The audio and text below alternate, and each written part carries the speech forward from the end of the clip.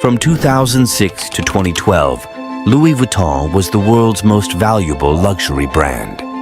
In 2012, they were valued at over $25.9 billion. And the following year, in 2013, their valuation shot up even higher, reaching a staggering $28.4 billion. Its CEO, Bernard Arnault, has a net worth of $169 billion, according to Forbes, making him one of the wealthiest men on the planet.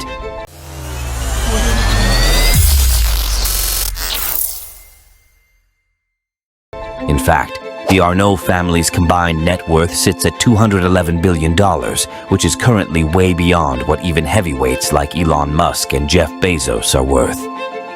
But who would have thought that one of the world's most valuable brands actually started from the humblest of beginnings and became not just a local success, but spread across the world?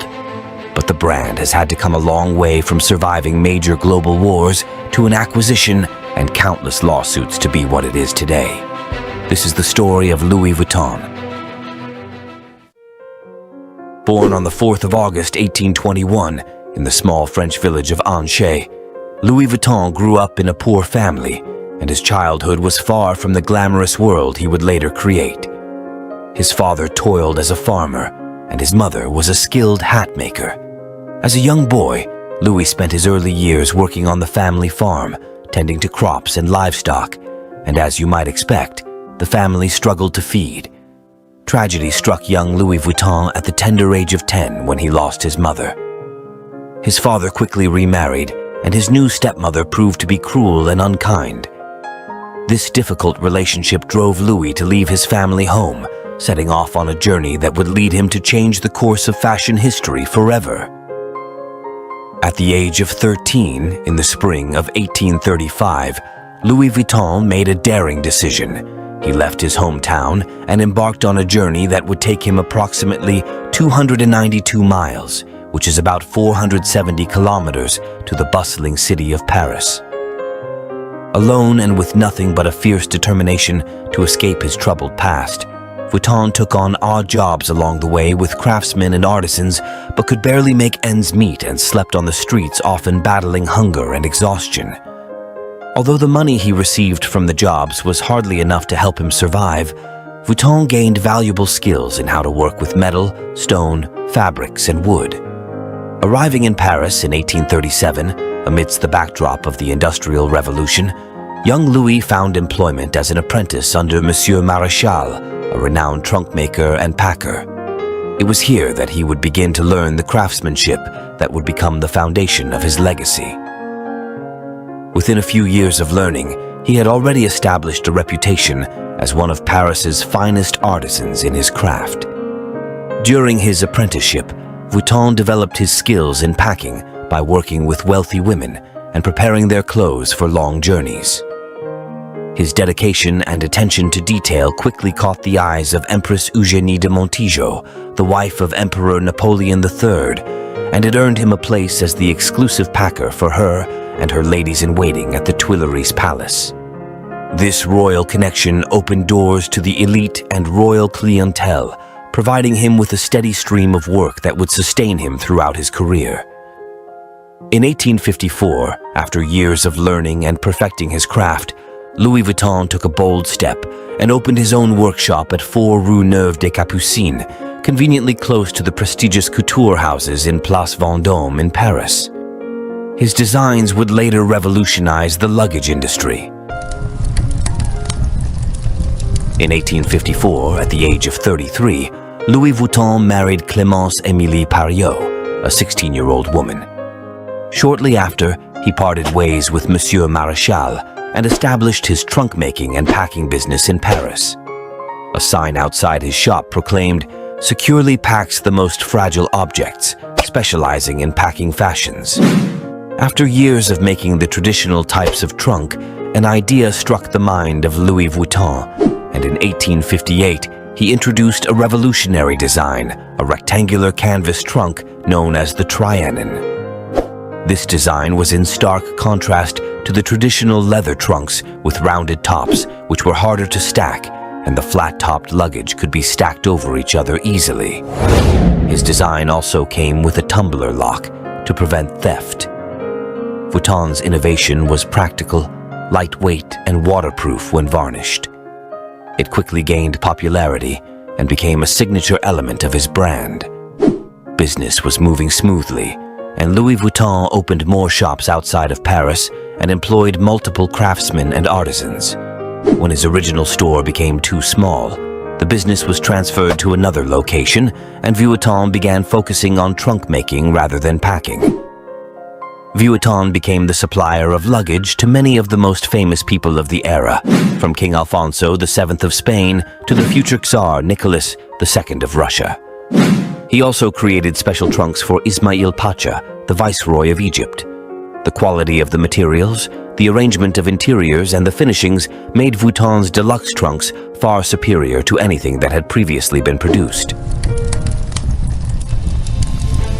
Louis Vuitton's reputation for quality and innovation spread far and wide, but just as his business was growing, tragedy struck in 1871 during the Franco-Prussian War. The demand for his trunks plummeted, and his workshop was ransacked, leaving him in despair. The war caused the family to move out of their home and live in camps to survive just as everyone else. As food was scarcely available, the family almost starved to death. A year later, the war ended, and Vuitton returned home to find his workshop destroyed and his materials stolen. However, this incident did not set him back. Instead, he was already looking for a new place to open a workshop. Due to the war, the prices of properties had dropped considerably, which allowed Vuitton to open his new shop in an upscale part of Paris, France, and he vowed that it would be better than before. His business took off just after a few months, and he received orders from all over the world. He soon opened a shop in London and gained orders from the royals as well. Louis decided to involve his son Georges with the business since his old age made it difficult to work for long hours. In 1886, Vuitton's son Georges invented a lock system that was impossible to pick. This was the world's first pick-proof lock, and all lock patterns were safely kept at Vuitton's workrooms and registered with the owner's name in case another key was needed. After Georges joined the business, Vuitton's business expanded, with more workshops being established in different parts of the country. In an attempt to discourage copying of the Trianon gray canvas, in 1876, Vuitton introduced new designs featuring red and beige stripes and brown and beige stripes to cover his trunks. By 1888, these striped canvases were imitated, and a patented checkered material was implemented. The company's success was marked by its ability to adapt to the evolving travel trends of the 19th century, offering wardrobe trunks for sleeping cars and lightweight suitcases for the English aristocracy. In 1892, tragedy struck the Vuitton family as Louis Vuitton passed away, leaving his legacy in the hands of his son Georges. Georges continued to innovate and expand the brand's reach. He introduced the iconic LV monogram and floral pattern in memory of his father and to prevent copyright. By the 1930s, Louis Vuitton had established a distribution network across America, contributing to the brand's global growth. The company had now employed the services of hundreds of expert box makers who were well trained for months before being allowed to work on a Louis Vuitton product. However, in 1936, Georges Vuitton also passed away, leaving the family and the business at a crossroads. As the third generation of the Vuitton family, led by Gaston, took the reins of the business, World War II erupted. The war forced the closure of Louis Vuitton's factories and stores worldwide. During this tumultuous period, Gaston did what he had to do for the brand to survive. He collaborated with the Nazi government in France to produce luggage, ensuring the survival of the Vuitton brand during the occupation.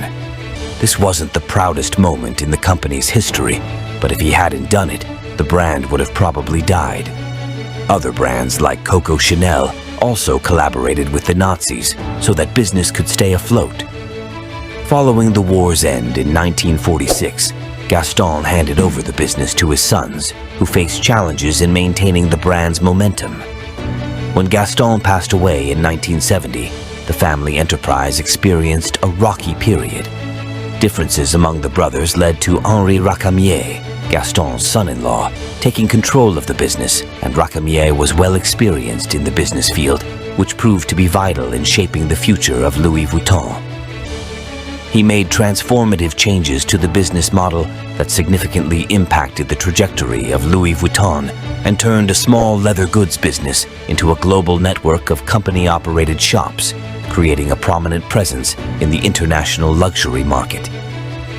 Rakamier initiated strategic sponsorships of top-tier sporting events and introduced a new marketing approach. In 1984, he took the company public, listing it on the stock exchange, and sold over 1 million shares with the aim of growing it from just a family business to an international brand. Under Hhy𝘀𝗵𝐿𝐿's leadership, Louis Vuitton expanded its retail presence and saw sales increase from $20 million to an astonishing $260 million in just 6 years. By 1987, the brand had achieved $1 billion in sales, opening stores worldwide.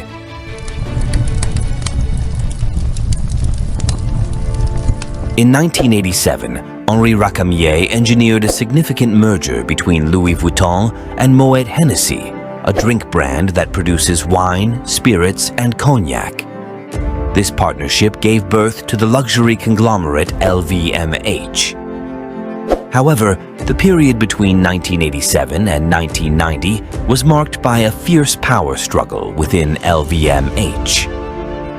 After a disagreement with Moet Hennessy CEO, Hhy𝘀𝗵𝐿𝐿 sought the counsel of a real estate investor and businessman Bernard Arnault, but it later backfired on him as he soon found himself in an intense battle with Bernard Arnault, who sought to assert his control over the conglomerate as he conspired with the Moet Hennessy Group.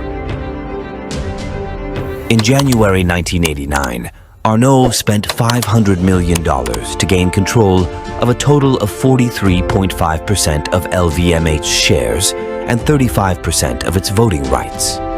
Ultimately, Bernard Arnault succeeded in consolidating power and by 1990 had managed to remove Hhy𝘀𝗵𝐿𝐿 from the company's board, securing his position as the chairman of LVMH. Under Bernard Arnault's leadership, LVMH underwent rapid expansion with acquisitions like Makeup Forever in 1999 and the Italian jeweler Bulgari in 2011. Despite occasional challenges, including a slowdown in sales, the company remained a dominant force in the luxury market. Today, Louis Vuitton is a cornerstone of the LVMH conglomerate, which covers a vast portfolio of luxury brands. LVMH's commitment to craftsmanship and innovation continues to shape the fashion world. The brand's journey from a small workshop in Paris to a global powerhouse is a testament to its enduring legacy. Louis Vuitton's enduring commitment to quality and innovation has not only made it one of the most coveted luxury brands globally, but has also defined the very essence of luxury itself. From Tiffany & Company to Dior, Sephora to Fendi, Louis Vuitton's reach has expanded far beyond its beginnings as a simple luggage maker. The brand has spread its wings across 50 countries, boasting a grand total of over 460 stores worldwide. Despite its global prominence, Louis Vuitton has also battled the challenge of counterfeiting. The brand's iconic monogram canvas, created to prevent counterfeiting, ironically became one of the most counterfeited patterns in the fashion world. In 2004, Louis Vuitton fakes accounted for a significant portion of counterfeit accessories seized in the European Union, highlighting the enduring allure of this legendary brand. Who would have thought that the vision of a homeless teenager would grow to become one of the biggest brands in the world? It's safe to say that Louis Vuitton has come a long way to be what it is today. Passing through generations and even at the edge of a breakdown due to wars, it stood strong, and today it's a multi-billion-dollar brand.